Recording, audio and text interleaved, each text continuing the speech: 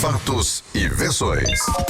O que vai impactar a sua vida agora no Café com Política. No Café com Política de hoje a gente recebe o vereador de Belo Horizonte, Gabriel Azevedo, do PHS, que é um dos candidatos à presidência da Câmara Municipal. Bom dia, vereador, prazer recebê-lo aqui. Bom dia, Rodrigo, bom dia aos ouvintes da Rádio Super, é um prazer enorme estar aqui. Bom, vereador, para a gente começar esse bate-papo, ontem a gente inclusive recebeu o vereador Orley do Avante, que é também candidato à presidência da Câmara, e eu fiz essa pergunta para abrir a entrevista. Por que ser candidato à presidência da Câmara Municipal? Sou candidato à presidência da Câmara Municipal, sobretudo para mostrar para a população que existem ideias realmente diferentes nessa disputa.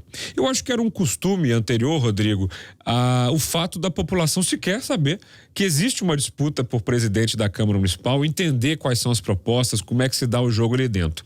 Então, para contar para todo mundo, há 41 vereadores. A eleição ocorre no dia 12 de dezembro de 2018, uma quarta-feira, aniversário da cidade, às 9 horas da manhã. Todo mundo pode ir ao plenário participar, acompanhar ao vivo. Votam apenas os vereadores. E, geralmente, essa disputa não se dava de uma maneira muito iluminada, muito clara. Agora, eu acho importante a gente colocar quais são as propostas para a presidência. E eu tenho 31 ideias para melhorar a Câmara Municipal de Belo Horizonte. Estou oferecendo elas aos meus colegas. Obviamente que não dá para a gente falar aqui no tempo que tem o Café com Política dessas 31 propostas, sim, até porque o tempo no rádio, o senhor sabe, é muito finito. Mas, de maneira geral, quais são as linhas mestras dessa sua candidatura à presidência da Câmara? Olha, são 4 eixos, sobretudo para transformar a Câmara num lugar que custa menos, menos dinheiro sendo gasto ali, algumas simbólicas para melhorar a relação da Câmara com a sociedade, outra para aprimorar o nosso funcionamento, transformar a Câmara num lugar mais eficiente, e a quarta ideia é ter mais parcerias com a Câmara Municipal. Então vou começar com o mais importante. Para quem não sabe, Belo Horizonte hoje tem um déficit. A gente gasta mais do que arrecada, mais ou menos 200 milhões. E a Câmara Municipal de Belo Horizonte custa 240 milhões de reais por ano. Eu acho isso um montante de dinheiro enorme. Relaciono para você algumas propostas, e não é nada extremamente maluco, porque eu faço isso nos meus 2 últimos anos de mandato. Por exemplo, todo vereador de Belo Horizonte, Rodrigo, tem direito a 2 carros com motorista. Isso não faz sentido. Nem diretor de grande empresa faz isso. Então eu quero acabar com 2 carros com motorista. Quero acabar com a ideia de um celular corporativo que custa R$ 683 por mês para vereador. A ideia de todo vereador ter impressão de jornal são R$ 964. Combustível, R$ 2.100 por mês. Verba paletó. Todo vereador tem direito a R$ 15 mil de verba paletó. Cada vereador, além de poder contratar 18 pessoas, tem ainda direito de 2 funcionários cedidos para a prefeitura. Isso custa R$ 7.380.000 em 2 anos. Sem falar que eu acho que o salário do vereador pode ser reduzido. Achei um absurdo a votação que aumentou o salário do ministro Supremo, e isso vai vir no efeito cascata. Já podem propor que a gente aumente o salário de vereador aqui. Sem falar em gastos com a tarifa de luz, é quase R$ 1 milhão que a gente paga de CEMIG, sendo que poderíamos instalar ali no teto da Câmara o painel fotovoltaico e começar a ter energia solar para abastecer. Terceirizado, cerimônia. Com as minhas propostas de economia, que das 31 são 11, a gente economiza nos próximos 2 anos 50 milhões de reais. Isso é muito simbólico. Nós ajudaríamos a cidade a reduzir um déficit de 200 milhões em pelo menos 50. E a Câmara, ao invés de custar 240 milhões de reais por ano, passa a custar 190. Eu já acho que é uma redução significativa. Vereador, muita gente defende que não pode haver uma redução drástica na estrutura da Câmara Municipal. E eu vejo vereadores, sobretudo os mais antigos, defendendo isso, alegando que o trabalho de base é muito importante, a presença da equipe do vereador nas bases eleitorais para captar as demandas e etc., que isso demanda estrutura e, obviamente, demanda, por consequência, dinheiro. O senhor trabalha de uma forma diferente, trabalha de uma forma muito voltada para as redes sociais. Não digo que não tem essa presença na cidade, claro, vejo, acompanho o seu trabalho, mas trabalha muito focado na coisa digital, no aspecto digital da política nos dias de hoje. O que o senhor diz para aquele vereador que afirma que é impossível reduzir custos e que hoje a Câmara já trabalha talvez no limite daquilo que poderia trabalhar? Vem comigo, vereador. Vem passar um dia comigo. As pessoas acham que a internet existe isolada do mundo. E não é verdade.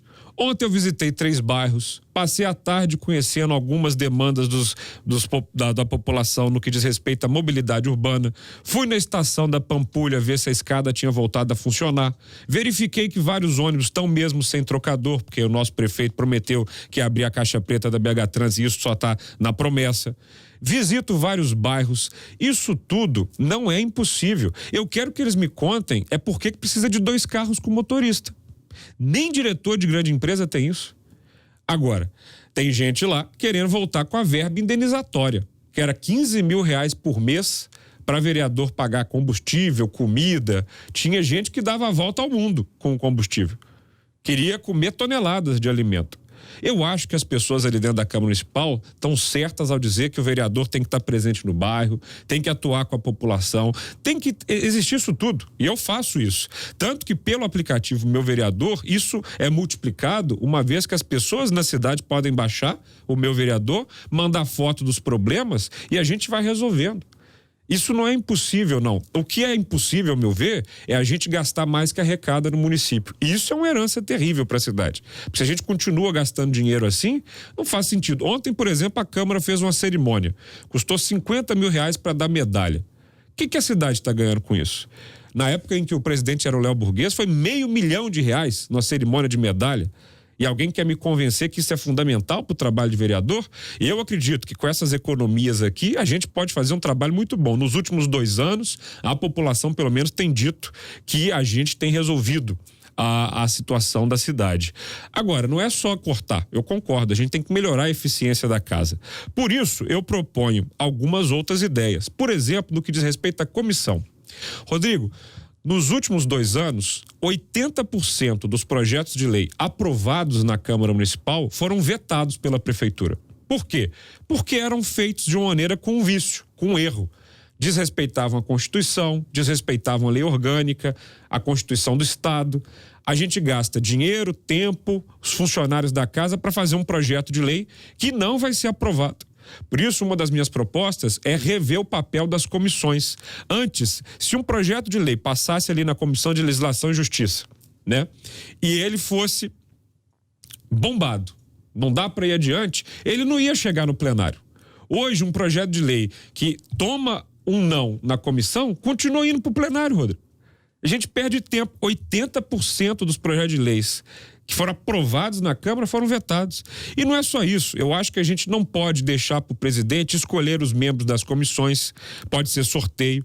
Tem que acabar com essa história de reunião ad referendo, ou seja, a qualquer momento os vereadores podem fazer reunião em qualquer lugar. Isso é ruim para a população que não acompanha o debate.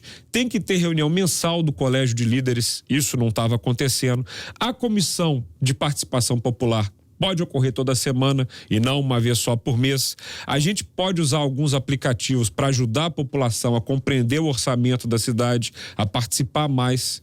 E não é só isso, não. Eu acho que tem algumas coisas simbólicas que precisam acontecer na Câmara Municipal. Por exemplo, todos os vereadores são obrigados a usar terno na sessão. Sabe aquele ar de autoridade? Eu acho isso uma bobagem. É obrigado que o vereador tem que usar terno. Eu, por exemplo, que não vou de carro e vou de bicicleta, tenho que ir pedalando de terno, é um saco. Ou seja, as pessoas te veem como aquele pedestal, vereador, autoridade, político. Não, aqui, ó, tô de camiseta. Por que não? Eu acho que isso é uma das coisas simbólicas que a gente pode fazer na Câmara. Outra coisa, e eu sei que há uma bancada religiosa na Câmara, isso incomoda um pouco, mas eu não acho que deveria ser obrigatório ler a Bíblia no início da sessão. O Brasil é um estado laico. Todas as religiões têm que ser respeitadas. Não tem nada contra a Bíblia, nada contra o cristianismo. Sou batizado, fiz comunhão, minha família é católica. Mas eu acho que obrigar a gente a ler a Bíblia no começo da sessão não pode acontecer. Vereador, o senhor foi eleito e está até hoje no PHS, que é o partido do prefeito Alexandre Calil. O senhor, inclusive, foi um dos coordenadores de campanha, apoiadores dele. No decorrer do mandato, a gente percebeu um distanciamento do senhor com a figura do prefeito Alexandre Calil. A gente sabe que muitas vezes a relação entre o presidente da Câmara e o prefeito é uma relação de proximidade. Como é que o senhor defende que seja essa relação se o senhor foi eleito presidente da Câmara Municipal? A Constituição da República Federativa do Brasil diz lá muito claramente que os poderes executivo, legislativo e o judiciário, eles têm que ser harmônicos entre si, mas têm que ser independentes. Câmara Municipal não é para ficar referendando tudo que a prefeitura quer. Eu me considero completamente independente. Cerca de 70% dos projetos de lei que chegam na Câmara do prefeito contaram com o meu sim. Eu não sou oposição por oposição, situação por situação, eu sou independente. Se o projeto é bom para a cidade, conta com o meu voto. Se não é, eu voto não. Então 70% dos projetos eu votei sim, 30% eu votei não. Não é que a gente foi se distanciando com o tempo, Rodrigo. Todo mundo sabe, eu e o prefeito paramos de nos falar no primeiro dia de mandato. Porque ele queria que eu votasse no grupo político do Wellington Magalhães. E todo mundo sabe que eu discordo daquele vereador, sempre discordei. Inclusive, ele foi afastado da Câmara Municipal por maracutaia. E eu não concordo com isso. O prefeito queria, eu lamentei. Eu votei nele para prefeito, ele votou em mim para vereador. Conversávamos, eram grandes amigos, mas eu não abro mão dos meus princípios. Ele teve voto prometendo algumas coisas, eu tive voto prometendo outras. Sobretudo ter caráter ali dentro. Esses dias a Câmara votou o afastamento do Wellington Magalhães. Faltaram 4 votos para ele ser afastado. Eu votei para ele ser afastado. Mas infelizmente não tivemos 28, ele continua recebendo salário. Ou seja, a população vê isso com um olhar indignado. Eu peço, obviamente, ao prefeito compreensão com a minha coerência. Eu sou muito coerente com o que eu falo. Falei que ia fazer uma coisa, eu estou fazendo isso. Eu não falei que não ia ser político e escolhi um cara que foi cassado, teve um escândalo com coxinha para ser meu líder de governo. Ele fez isso. Ele falou que não era político, mas começou a gastar jatinho até não poder mais. Falou que abria a caixa preta da BH Trans, até hoje nada. Então, assim, os eleitores do prefeito cobram dele coerência. Os meus cobram de mim coerência. Se eu for eleito presidente da Câmara, a relação vai ser harmônica.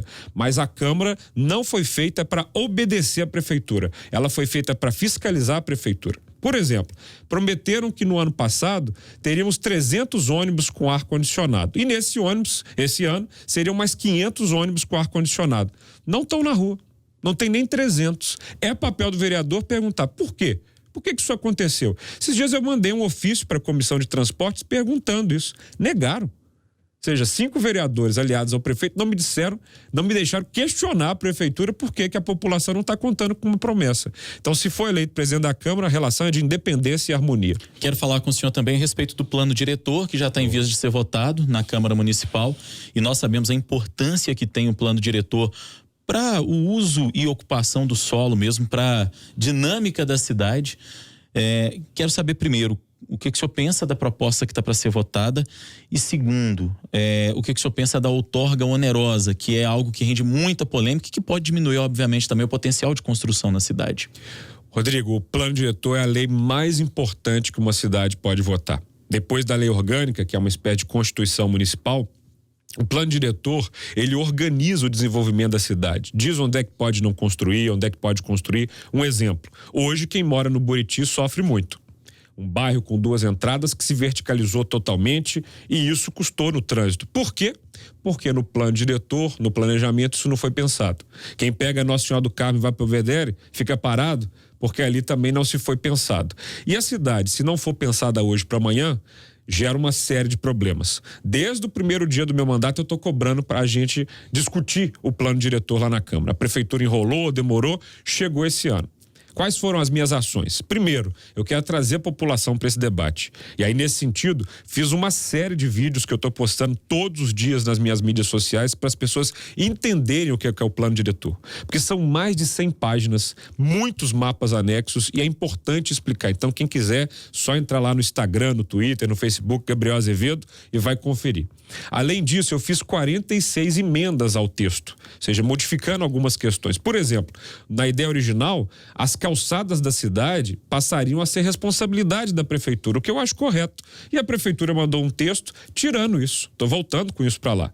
Outra coisa, o Compur, que é um órgão fundamental para organizar a vida urbana, tinha participação da Câmara e de outros membros. A prefeitura retirou, quer ser responsável sozinho, por exemplo, para permitir a instalação de uma fábrica barulhenta num bairro residencial.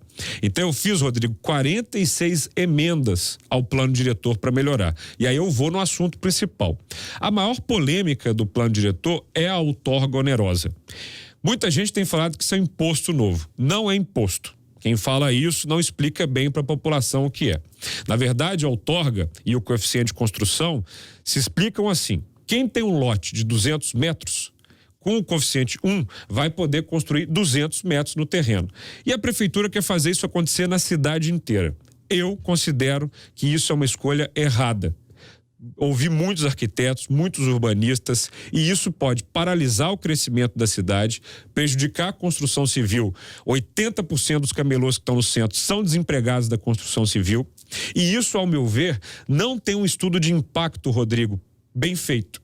Porque ao desvalorizar a questão dos terrenos, isso impacta no IPTU que é pago. A prefeitura pode perder uma arrecadação profunda.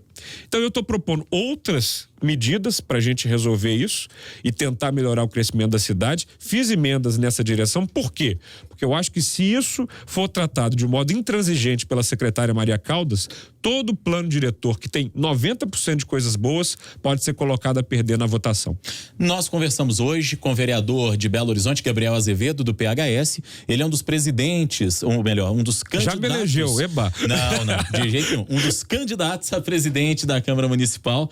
Quero agradecer a sua presença aqui, vereador, e desejar que a disputa seja sadia, acima de tudo, lá na Câmara Municipal. O que eu te garanto, Rodrigo, é que para ganhar essa eleição, eu não vou ficar prometendo volta de verba, não vou ficar prometendo aumento de custo, não vou distribuir cargos internos, porque o presidente pode nomear muita gente para seus aliados, não vou fazer isso. E a população que quiser me ajudar, pode entrar aí no site gabrielpresidente.com.br, conhecer todas as minhas propostas e ter um botãozinho lá para mandar um e-mail para os meus colegas e pedir voto para mim.